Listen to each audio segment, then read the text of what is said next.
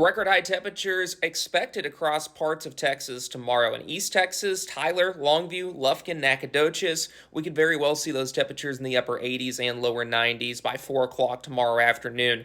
This is this morning's run of the HRRR. While it will be very warm in East Texas and in record territory, we could be even warmer out to the west near Dallas, Fort Worth, Weatherford, Plano, Cleburne, Waco regions.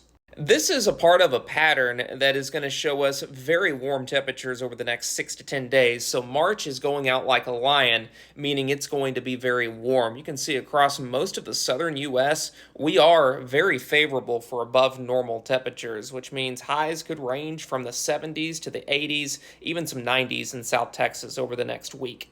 Here's the same map, but this one shows precipitation, and I do think it's going to be way more active than what we saw last week when we saw all the wind, the fires, unfortunately, lots of burn bans across the area, but I do think we will get help from a couple of storm systems.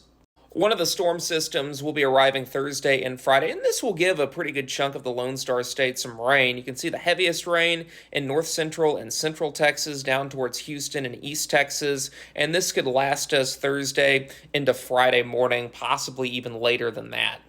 This brings us to our next threat of severe weather. This is a level 2 slight risk valid for Sunday, March 30th, so 6 days away from right now, and we're on the western edge of this slight risk. This does include Tyler, Longview, Lufkin, and Nacogdoches, and like I said last week at this time, for a similar outlook for yesterday, too far out to tell if we will see severe weather and what modes of severe weather, but this is something we're going to watch carefully.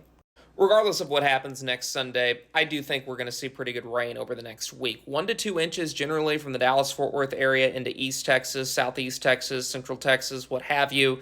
That is expected through next Monday. So hopefully this curbs the amount of burn bans that are issued, and this really decreases our fire risk. But regardless, we will be watching Thursday and Friday's rain threat and Sunday's storm threat, and we'll keep you updated. Have a great Monday, folks.